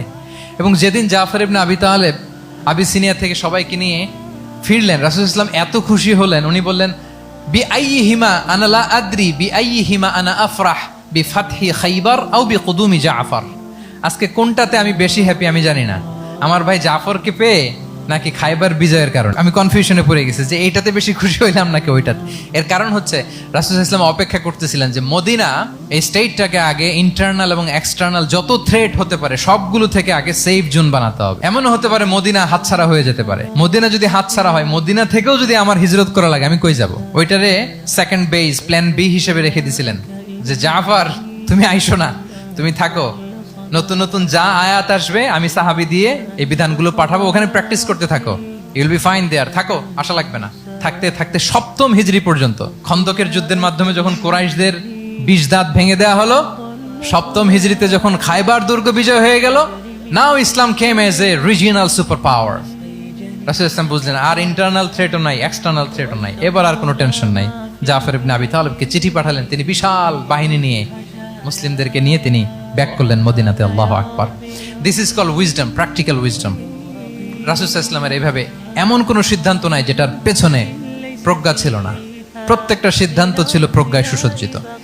আমরা যদি মদিনার একটা উইজডমের কথা খেয়াল করি, খুব সংক্ষেপে বলি, মদিনাতে আল্লাহ রাসূল সাল্লাল্লাহু আলাইহি ওয়া আলিহি ওয়াসাল্লাম, মদিনার সোসাইটিতে মুনাফিক কারা বলেন তো? এটা কি রাসূল সাল্লাল্লাহু আলাইহি ওয়াসাল্লাম জানতেন না? জানতেন কিনা বলেন? এই জানাটা কি ধারণা বেশ, মানে মনে হয় ও মুনাফিক এরকম, নাকি গাইডেড বাই ওয়াহি, গাইডেড বাই রেভেলেশন? স্বয়ং আল্লাহ তাআলা জানিয়ে দিয়েছেন। এরপরও কোনোদিন রাসূল সাল্লাল্লাহু আলাইহি ওয়াসাল্লাম মানুষের সামনে কাউকে মুনাফিক বলে পরিচয় করিয়ে দেন নাই। মদিনার সোসাইটিতে কেউ জানতো না, বুঝতে পারতো আচরণ মুনাফিকের মতো, কিন্তু রাসূল সাল্লাল্লাহু আলাইহি ওয়াসাল্লাম কখনো বলেন নাই যে ও মুনাফিক। কখনো বলছেন? বলেন নাই। চিন্তা করছেন? আমরা তো কথায় কথায় ফেসবুকে মন মতো না হইলে কি লিখি? বেসড অন অ্যাজাম্পশন, আমার মন মতো হয় নাই, ও মুনাফিক। কিন্তু ওহী দ্বারা সুনিশ্চিত হয়েও রাসূল সাল্লাল্লাহু আলাইহি ওয়াসাল্লাম কাউকে মুনাফিক বলে অ্যাড্রেস করেন নাই। আল্লাহু আকবার। কেন করেন নাই? মুসলিম সাহাবারা চটে যাবে, মুনাফিকদেরকে হত্যা করবে, তখন মুশরিকরা, কুরাইশরা, ইহুদিরা কি বলবে? যে মুহাম্মদের অনুসারীরা একে অন্যকে হত্যা করে। কারণ মুনাফিকরা তো অন্য সাহাবীদের মতো তারাও মসজিদে নববীতে এসে রাসূল সাল্লাল্লাহু আলাইহি ওয়াসাল্লামের পেছনে নামাজ পড়তো। অ্যাপারেন্টলি দেখতে তো তারাও মুমিন, দেখতে তারাও কি মুমিন। কখনো রাসূল সাল্লাল্লাহু আলাইহি ওয়াসাল্লাম বলেন না। তবে হুযায়ফা ইবনুল ইয়ামান রাদিয়াল্লাহু তাআলা আনহু নামে একজন সাহাবী, উনি মদিনার গোয়েন্দা বিভাগের প্রধান ছিলেন রাসূল সাল্লাল্লাহু আলাইহি ওয়াসাল্লামের, উনাকে বলে গিয়েছিলেন কারা কারা মুনাফিক। নামের লিস্টটা এজ এ রেফারেন্স শুধু ওনাকে বলেছিলেন, আর কাউকে বলেন নাই। এজন্য ওমরে ফারুক রাদিয়াল্লাহু তাআলা আনহু যখন মদিনার খলিফা, তখন তিনি কেউ মারা গেলে ওনাকে যখন জানাজার ইমামতির জন্য বলা হতো, উনি দেখতেন যে ওই জানাজায় হুযায়ফা গিয়েছে কিনা। যদি হুযায়ফা ইবনুল ইয়ামান ওখানে যেতেন, উনি ওই নামাজের ইমামতি করতেন। আর যদি দেখতেন ওইখানে হুযায়ফা নাই, ওইখানে ওমরও নাই রাদিয়াল্লাহু তাআলা আনহু, আল্লাহু আকবার, তিনি কৌশলে পাশ কাটিয়ে বলতেন অন্য কেউ এই নামাজের ইমামতি করে দাও, আমি যাব না। আল্লাহু আকবার। তাহলে রাসূল সাল্লাল্লাহু আলাইহি ওয়াসাল্লামের উইজডম দেখেন, তিনি কমিউনিটির মধ্যে ইউনিটি ধরে রাখার জন্য কখনো মুনাফিকদের নাম বাই নেম তাদেরকে চিনতেন, কখনো ডিসক্লোজ করেন নাই। আল্লাহু আকবার। This is called wisdom. 12 number হচ্ছে, লাস্ট পয়েন্ট হচ্ছে succession management. A good leader produces a good leader, a true leader produces a true leader. একজন ভালো নেতা সে ভালো নেতা তৈরি করে, কি বলেন? একজন যোগ্য নেতা আরো যোগ্য উত্তরসূরি তৈরি করে, ঠিক কিনা বলেন? আমি শুধু নেতা, নেতৃত্বের সব গুণ আমার মধ্যে খালি হাবুডুবু খায়, আমি কাউরে নেতা বানাইতে পারলাম না, তো আমি চলে যাওয়ার পরে আমার দল চালাবে কে? আমার দেশ চালাবে কে? এই উম্মাহকে নেতৃত্ব দিবে কে? রাসূল সাল্লাল্লাহু আলাইহি ওয়াসাল্লাম নিজে যেমনি অনুসরণীয় নেতা ছিলেন, অনুকরণীয় নেতৃত্ব দিয়েছেন, তিনি এরকম নেতৃত্ব তৈরিও করে গিয়েছেন, ঠিক কিনা বলেন? আল খোলাফা আর রাশিদিন আল মাহদিন, তাদের কথা যদি খেয়াল করেন, আবু বকর রাদিয়াল্লাহু তাআলা আনহুর ব্যাপারে তো ওনার প্রচ্ছন্ন কিছু ইঙ্গিতও ছিল। ওনার অবর্তমানে নামাজ পড়িয়েছে কে মসজিদে নববীতে? আবু বকর রাদিয়াল্লাহু তাআলা আনহু। ওনার হজ পালনের আগে হজের জন্য পাঠিয়েছিলেন কাকে? নবম হিজরিতে আবু বকর রাদিয়াল্লাহু তাআলা। এগুলো ছিল প্রচ্ছন্ন ইঙ্গিত। এবং সাকিফায়ে বনু সাঈদাতে ওমরে ফারুক বললেন যে আপনাকেই আমরা নেতা মানি, সবাই এক বাক্যে মেনে নিল। আজও ওই জায়গাটা মসজিদে নববীর এক পাশে সাকিফায়ে বনু সাঈদার বড় সাইনবোর্ড আছে, ওখানে বিকেলবেলা আনসারী সাহাবারা বসে গল্প করতেন। ওই জায়গাতে আবু বকর রাদিয়াল্লাহু তাআলা আনহুর খলিফা নির্বাচনের ব্যাপারটা ঘটেছিল। উনি ওসিয়ত করে গিয়েছিলেন ওমরে ফারুক রাদিয়াল্লাহু তাআলা আনহু খলিফা হবেন। ওমরে ফারুককে যখন অ্যাসাসিনেশন করা হলো, উনি একটা প্যানেল করে দিয়ে গেলেন। সেখান থেকে ওসমান রাদিয়াল্লাহু তাআলা আনহু হলেন। ওসমান রাদিয়াল্লাহু তাআলা আনহুর হত্যা পরবর্তী উদ্ভূত পরিস্থিতিতে আলী রাদিয়াল্লাহু তাআলা আনহু হলেন। একজনের চেয়ে আরেকজন শ্রেষ্ঠ, একজনের চাইতে আরেকজনের মানাকে অসাধারণ অসাধারণ। এই যে নেতৃত্ব রাসূল সাল্লাল্লাহু আলাইহি ওয়াসাল্লাম এটা জীবদ্দশায় তৈরি করেছেন। যার যেখানে ক্যাপাসিটি দেখেছেন তাকে ওই দিকে উদ্বুদ্ধ করেছেন। যার মধ্যে যুদ্ধের ব্যাপারে জ্ঞান দেখেছেন তাকে যুদ্ধের সেনাপতি বানিয়েছেন। Khalid bin Walid, chief of the Muslim military, মুসলিম বাহিনীর সেনাপ্রধান ছিলেন কে? খালিদ বিন ওয়ালিদ। ওনার দিয়ে কখনো কবিতা লিখতে পাঠাইছেন রাসূল সাল্লাল্লাহু আলাইহি ওয়াসাল্লাম, কিন্তু হাসান বিন সাবিতকে দিয়ে কি করছেন? শুধু কি কবিতা লেখানো, ওনার মিম্বরের পাশে মসজিদে নববীতে আরেকটা মিম্বর বানাই দিয়েছেন, স্টেজ, যে তুমি এখানে দাঁড়িয়ে এমন জ্বালাময়ী কবিতা লিখবে যেন গুজবাম হয় মুসলমানদের, জেহাদের ময়দানের জন্য ঝাঁপিয়ে পড়ে। তাহলে খালিদ বিন ওয়ালিদকে দিয়ে এক কাজ করিয়েছেন, হাসান বিন সাবিতকে দিয়ে আরেক কাজ করিয়েছেন। মুআয ইবনে জাবাল রাদিয়াল্লাহু তাআলা আনহু প্রশাসনিক কার্যক্রম ভালো বুঝতেন। মদিনা রাষ্ট্রের সবচাইতে বড় সিনিয়র আমলা ছিলেন মুআয ইবনে জাবাল। ইয়ামানের গভর্নর করে পাঠিয়েছেন। ওনার এটাতে যোগ্যতা ছিল। যার যেখানে তিনি প্রতিভা দেখেছেন ইসলামের কল্যাণে, রাসূল সাল্লাল্লাহু আলাইহি ওয়াসাল্লাম ওই প্রতিভাগুলোকে কাজে লাগিয়েছেন। এইভাবে ওনার সাকসেশন ম্যানেজমেন্টকে উনি গড়ে তুলেছেন। ফলে ওনার পরবর্তীতে বছরের পর বছর ইসলামী নেতৃত্বের হাল ধরতে মুসলিম উম্মার বেগ পেতে হয় নাই, ঠিক কিনা বলেন? তাহলে good leader, true leader produces a good leader. একজন সফল নেতা সে এরকম আরো আরো অনেক সফল নেতৃত্ব তৈরি করে যায়, তাহলেই তার নেতৃত্ব সামনের দিকে আগাতে